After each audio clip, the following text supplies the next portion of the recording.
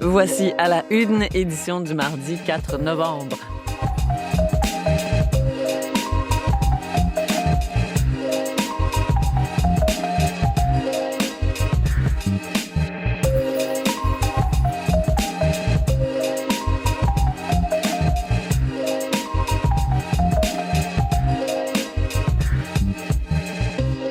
Bonjour, ici Claude-Sophie Hennekens en remplacement de Mathieu Bellumeur qui change de chaise pour la journée. En fait, ce sera la même chaise, mais il va la prendre vers 11h30 pour l'émission Midi Info. Lui-même en remplacement d'Alec Castonguay, libéré pour le budget. Parce que oui, c'est jour de budget. Je sais, c'est assez inédit au mois de novembre, mais c'est comme ça. Ainsi en a décidé le premier ministre Mark Carney. Et même si le déficit s'annonce extraordinaire, pas dans le sens de bien, mais dans le sens de très pas ordinaire, les attentes sont grandes, non seulement dans le milieu des affaires, où on réclame de l'aide pour affronter des temps difficiles, mais aussi dans la population en général. Et mon collègue Jean-Philippe Robillard est allé y voir de plus près. Il nous fera un petit compte-rendu de tout ça tout à l'heure. Cela dit, bonjour collègues, mieux vaut tard que jamais. Bonjour. Élise Jeté, vous remplacez Julie Jasmine ce matin. Merci d'être là. Un grand plaisir. À la chronique culturelle, il sera entre autres question des nouvelles chaînes de musique sur Radio-Canada Audio. Oui, des chaînes de musique qui veulent valoriser la programmation humaine plutôt que les algorithmes, hein, parce qu'on est habitué à de grandes listes de lecture qui nous proposent de la musique selon nos goûts. Mais là, ce sera vraiment décidé par des personnes qui savent qu'est-ce qu'on devrait écouter. Donc, des vrais humains derrière la musique qu'on écoute, c'est rare quand même de nos jours maintenant. Qui pensent avec une intelligence naturelle. Et non artificielle, oui. Exactement, Claude-Sophie. Véronique Méran, c'est relativement doux ce matin, mais quel vent! Ah oui, il y a du vent. Il y a du vent ce matin. Vent qui devrait quand même, perdurer un petit peu aujourd'hui, mais diminuer quand même en intensité cet après-midi. Gardez en tête un vent d'ouest 20-40 km à l'heure, des rafales à 30 cet après-midi seulement. 7 degrés, vous avez bien raison de dire c'est doux à cette heure-ci parce que la normale, ce serait 0. Et en termes de normal, il n'y a pas grand-chose de normal côté météo. On n'a pas encore eu de gel au sol à Montréal. Pas encore. J'ai enlevé mes tomates juste en fin de semaine. Bien, on est en voie là, de vivre une des séquences les plus longues sans gel. Le record, c'est en 2017. On avait eu 207 jours sans gel. Là, le dernier gel printanier, ça a été le 21 avril dernier. Donc, s'il n'y a pas gel dans les prochains jours, on sera assurément dans le top 3 des plus longues séquences sans gel. Le gel le plus tardif à Montréal, 7 novembre en 2017. On s'approche quand même de ça. Pas mal, oui. Donc, je dis, il n'y a pas eu de gel au sol à Montréal, ça va. Mais là, je vais vous parler de flocons qui apparaissent un peu partout aussi. C'est normal aussi à ce temps-ci de l'année. Oui, c'est la tendance. Là, aujourd'hui, on a eu quand même une dizaine de millimètres de pluie depuis hier. Ça s'estompe graduellement. Il reste peut-être une petite poche d'averse à passer ce matin, donc un 40 de probabilité au cours de la matinée et par la suite cet après-midi. Je ne dis pas dégagement complet, mais amélioration. On verra des trouées de soleil au travers de ces nuages-là. Les températures vont demeurer entre 6 et 8 degrés, une dizaine de degrés pour l'Outaouais. Ça se dégagera un petit peu plus tôt. La nuit prochaine, on sera autour de 3 à Montréal, 0, -2 secteur montagneux. Et demain, mercredi, ça va s'ennuager rapidement. On a d'autres pluies à venir, donc une série de systèmes qui vont se succéder. Le prochain nous arrive mercredi avec encore une dizaine de millimètres de pluie, 5 à 7 degrés. On trouvera des conditions variables jeudi. Et quand je parlais de neige, ce sera à surveiller parce que jeudi, vendredi, le système pourra apporter des accumulations principalement pour les régions près de la frontière du Maine. Donc, l'Estrie, la Beauce, on pourra aller chercher un peu de neige. Et à la fin du week-end, possiblement des premiers flocons sur le sud du Québec. Mais là, c'est encore loin. Il y a un peu d'incertitude quant à la trajectoire du système. Alors, on va attendre avant de parler de flocons Puis à les Montréal. premiers sont rarement dramatiques. Ils sont souvent mouillés, fondants, s'écrasent en touchant le sol. Donc, c'est possible qu'on voit apparaître ça d'ici la fin du week-end, même sur le sud du Québec. Sinon, aujourd'hui, ça reste nuageux vers l'Abitibi aussi. On a 6 comme maximum, flocons fondants possibles ce matin. Le Saguenay, le Lac-Saint-Jean, on maintient la probabilité d'averse à 60 %. Les vents sont vifs dans l'ouest également. 30-50 km à l'heure, des rafales à 60 du côté de la péninsule gaspésienne. C'est du 5 à 7 degrés, plutôt nuageux. Des averses essentiellement vers la Gaspésie, la Côte-Nord ce matin. Il y aura éclaircies éclaircies cet après-midi. En territoire ontarien, variable pour le nord et le centre, plutôt beau sur la portion sud, Toronto, Windsor. Les températures remonteront 13 à 16 degrés aujourd'hui quand même. Une dizaine de degrés à Ottawa, on verra des éclaircies. Et dans l'ouest, on maintient un ciel variable à Vancouver, autour de 11 degrés. 6, 7, Edmonton, Calgary, c'est dans les normales, sous le soleil. Ça reste encore assez nuageux sur le sud de la Saskatchewan, mais ça se dégagera cet après-midi. Il pourrait y avoir quelques averses ce matin. Beaucoup de nuages aussi sur le sud du Manitoba, 8, 9 degrés. Et là où ça va brasser aujourd'hui, c'est dans l'est du pays. Donc, la Nouvelle-Écosse, Terre-Neuve, on parle d'un système météo assez intense là, qu'on qualifie souvent de bombe météo. Vous allez entendre ça. Ça veut dire de très fortes rafales de vent et de la neige pour les gens de Terre-Neuve, des pointes à 90 km/h aussi pour les gens des îles de la Madeleine.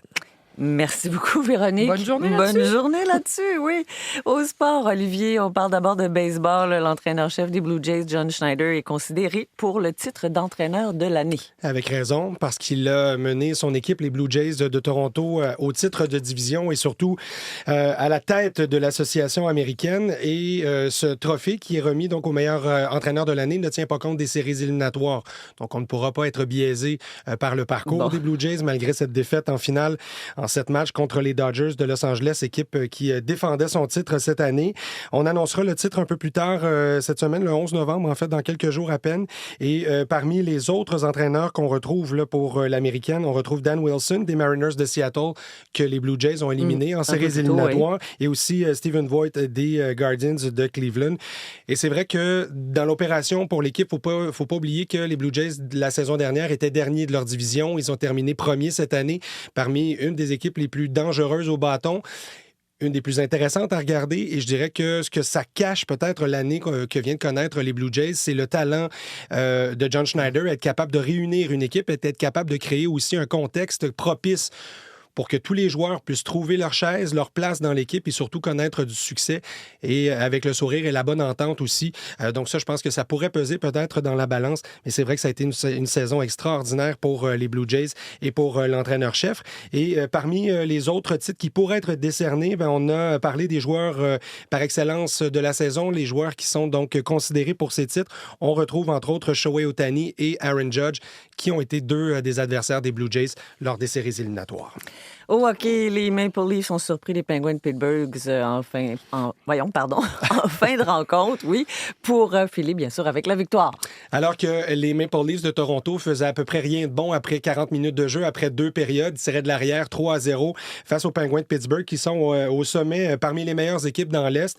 Eh bien, ils se sont réveillés en 3e période, et en fin de 3e période, c'est Bobby McCann qui a marqué le but de la victoire. Les Leafs qui sont sur une séquence de 2 victoires, qui reprennent du poil de la bête qui deviennent et qui se rapprochent tranquillement du Canadien, qui sont en tête de la division Atlantique.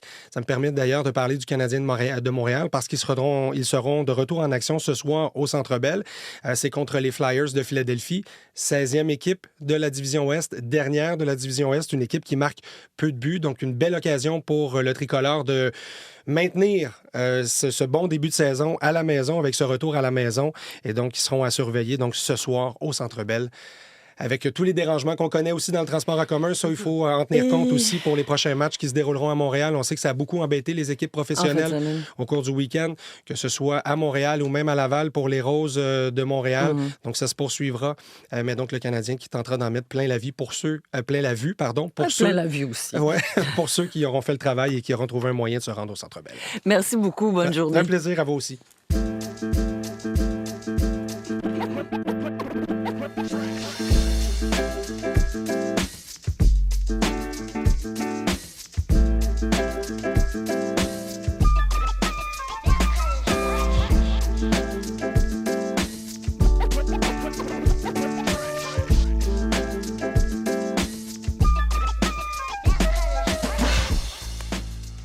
La revue des médias maintenant. Regardons d'abord la une du Journal de Montréal. On nous parle du cas d'une médecin spécialiste débordée, mais une dermatologue. En fait, c'est plus le cas des dermatologues qui est observé. On dit qu'avec plus de 108 000 Québécois qui s'accumulent sur leur liste d'attente, les dermatos de la province dénoncent la loi, bien sûr, imposée par le gouvernement, et ils craignent de ne plus être capables de voir des patients dans leur clinique au public.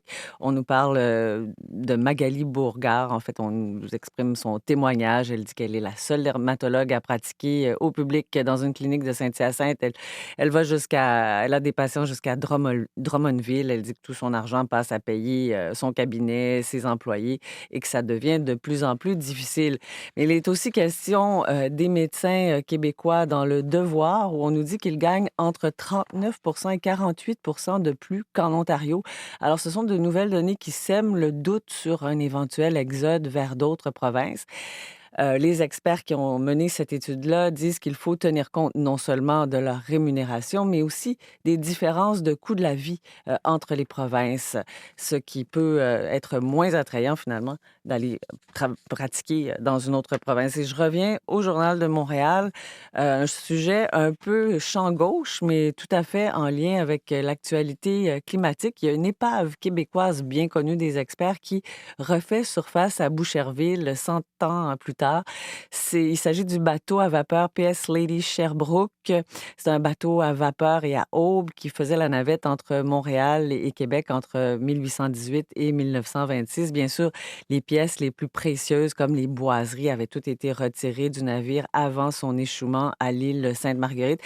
Et c'était un échouement, disons, volontaire. On abandonnait les navires qui avaient complété leur vie utile. C'était une pratique courante à l'époque, apparemment. Et les fonds du fleuve, à cet endroit-là, seraient un véritable cimetière de bateaux. C'est à la hauteur de Boucherville. Dans la Gazette, retour sur la victoire de Soraya Martinez-Farada à Montréal et sa déclaration selon laquelle elle a entendu les Montréalais pendant la campagne électorale. Qu'est-ce que ça signifie? On l'a vu effectuer un premier tour de piste hier dans la circonscription, dans le district, pardon, où elle a grandi. Alors, bien sûr, les premiers jours seront scrutés de très près par les journalistes et la population. Je vous disais tout à l'heure que ces jours de budget. Alors, dans le Globe and Mail, on évoque la possibilité qu'il y ait 50 milliards de dollars débloqués pour le fonds des infrastructures.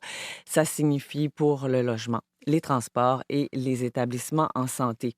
Et puisqu'il est question de budget sur radio-canada.ca, il y a 2 textes liés au budget fédéral qui sera déposé aujourd'hui. D'abord, un texte de Rania Massoud, 6 choses à surveiller. Quelle sera l'ampleur du déficit, par exemple? Ça, tout le monde en parle depuis très longtemps. Quels seront les secteurs les plus touchés par les compressions aussi? Où ira la part du lion des investissements? Et l'autre texte, c'est de Valérie Gamache, les attentes du Québec, là, en particulier face au budget Champagne. Le ministre québécois des Finances, Éric Girard, espère que son homologue fédéral va rétablir les transferts en infrastructure. Je ne voudrais pas oublier la presse, où c'est un petit peu comique, oui et non. Leur une fait état d'un monument des Hells Angels dans un cimetière à Saint-Basile-le-Grand. Il y a une section du club de motards qui a obtenu la permission de d'ériger une pierre tombale qui arbore le logo des Hells Angels. Apparemment, ça ne fait pas l'affaire de toute la communauté.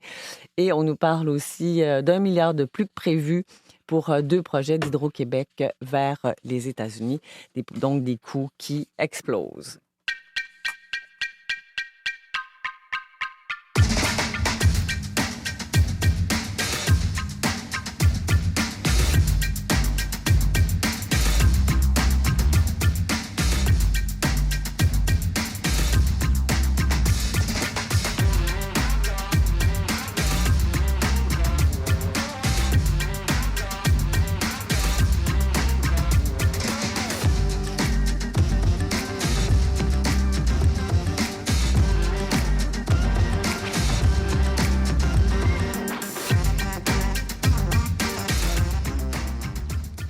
Alors, je viens de l'évoquer, ces jours de budget à Ottawa, le gouvernement de Mark Carney va déposer son premier budget, un exercice très, très attendu puisque le dernier remonte au printemps 2024.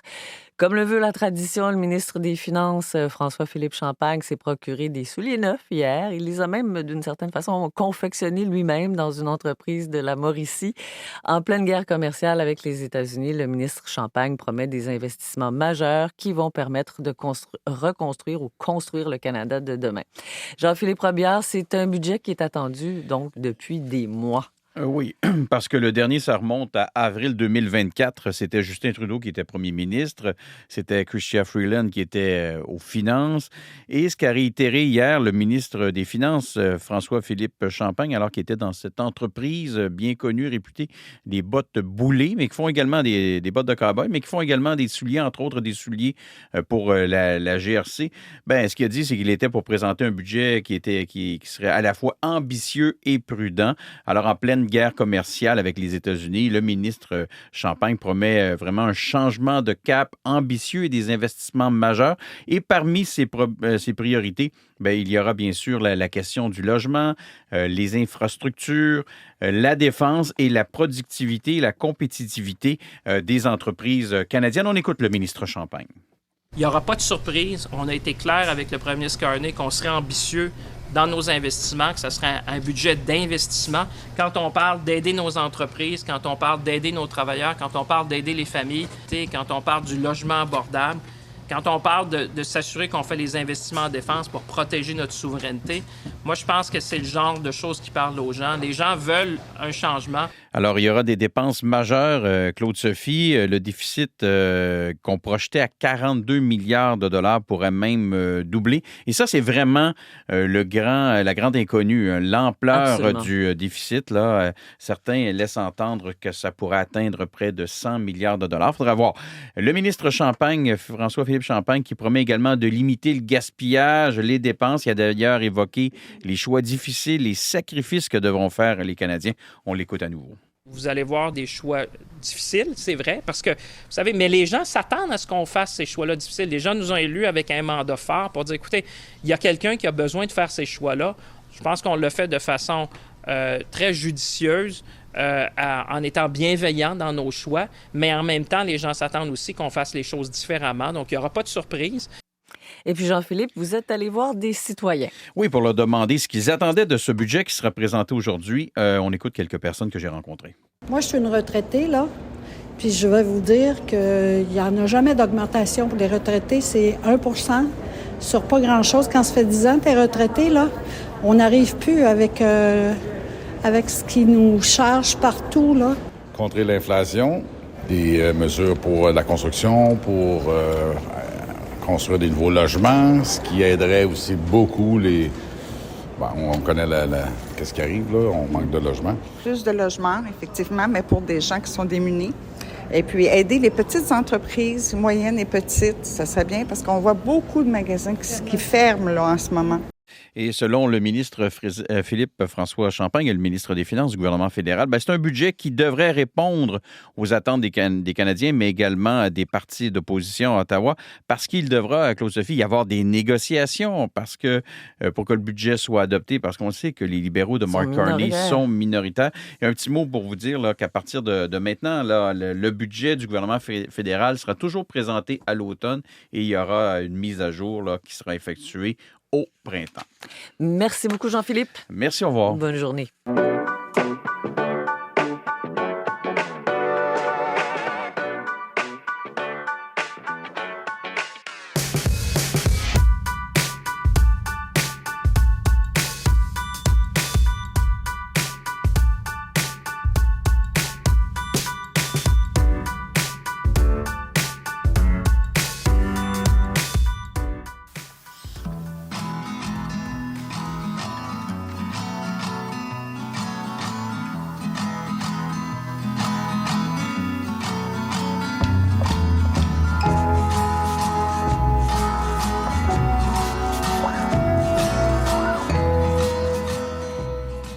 Élise, à Montréal, le festival Coup de cœur francophone commence cette semaine un peu partout là, dans les salles de spectacle à travers la ville. Oui, ça commence ce jeudi 6 novembre et ça se poursuit pendant 10 jours. Et donc, le nom de festival l'indique. Ce sont des artistes qui ont tous le point commun d'être francophones. Oui.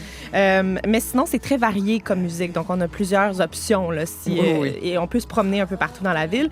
Plusieurs artistes profitent de ce festival-là pour faire le lancement de leur album. Ce sera le cas notamment de Carl-Éric Hudon, qu'on entend en ce moment moment.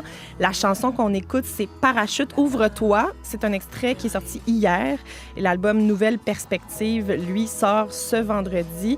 Et le spectacle de lancement se passe dans le cadre du festival Au Vert-Bouteille ce samedi. Et il y aura d'autres spectacles aussi qui vont être présentés durant le festival pour souligner la sortie de nouveaux albums, notamment Vanille, Kat Pereira, Joseph Marchand, entre autres. Donc, on peut se rendre sur le site web de Coup de cœur francophone pour voir toute la programmation, énormément d'artistes francophones à découvrir, avec des nouveaux albums ou non, là, mais énormément de musique. En tout cas, il y a du choix. Un bon menu. Oui.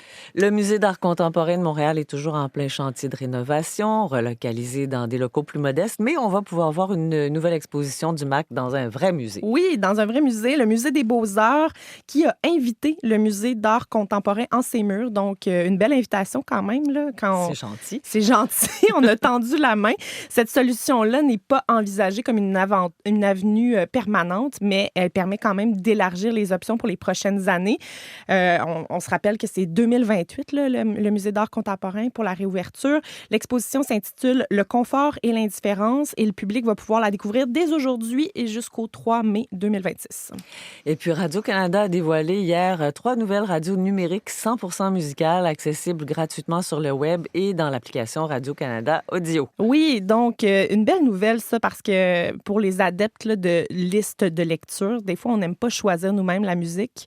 Et bien là, il y a des vrais humains qui vont la choisir pour nous. Ici musique hip-hop, ici musique rock et ici musique atmosphère. Ça s'ajoute à ici musique classique qui avait été lancée en 2018. Ces canaux-là vont miser donc sur une programmation humaine plutôt que des algorithmes pour valoriser notamment la découverte, donc essayer de nous faire découvrir de nouveaux artistes. On aura beaucoup d'artistes francophones, autochtones, canadiens. Donc, musique hip-hop, comme je disais, musique rock aussi qui est présentée comme une forme de bande à part 2.0 pour ceux qui s'ennuient de bande à part. Moi, je m'en ennuie en tout cas. Qui va inclure une section consacrée aux musiciennes filles de rock. J'aime beaucoup cette Filles de rock. Filles de rock, donc cette initiative-là quand même intéressante. Il y aura de la musique atmosphère aussi, donc 100% instrumentale. Ça gagne en popularité, la musique instrumentale, durant les dernières années. Musique instrumentale, c'est bon pour travailler, pour se concentrer aussi. Pour ce type de musique, les chaînes d'écoute en continu qui fabriquent les listes de musique avec des algorithmes sont très, très populaires. Donc, c'est intéressant de voir qu'on pourra avoir accès à ce genre de musique. On va y retrouver notamment Jean-Michel Blais, Alexandra Streliski notamment, et on pourra peut-être y entendre, entre autres, Virginie Reed, que vous entendez en ce moment. Elle a lancé un premier extrait de son projet solo hier. C'est la claviériste qui travaille notamment avec Claude Pelgag. Donc, de la belle musique relaxante là, pour travailler. Vous aimez ça, Claude-Sophie?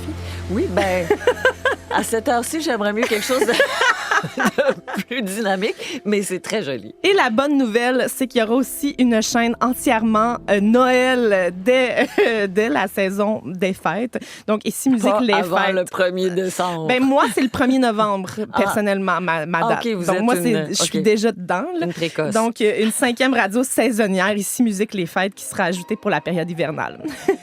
Mais merci beaucoup pour cette chronique occasionnelle. Un grand culturelle. plaisir. C'était très apprécié. Je vous souhaite de passer une très belle journée. Merci à vous aussi. Je souhaite la même chose à tous nos auditeurs. Merci beaucoup d'avoir été là. Et puis, c'est ça, c'est relativement doux aujourd'hui, mais méfiez-vous du vent, il change la donne. Bonne journée.